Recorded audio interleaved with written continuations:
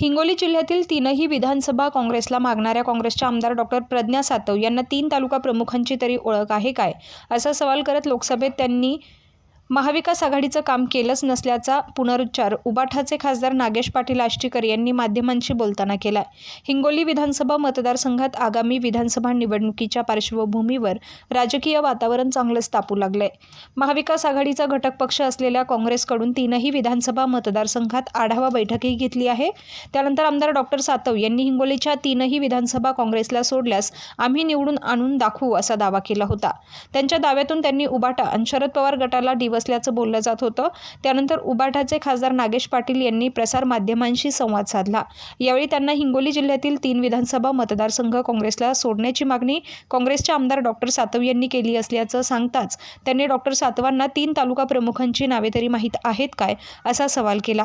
काय म्हणाले खासदार नागेश पाटील, पाहूयात.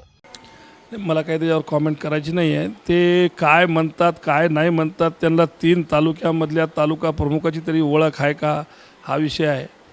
त्यामुळं ते काही जरी ते विद्यमान आमदार जरी असतील तरी त्यांचा संघटनेशी मला नाही वाटत काही संबंध आहे.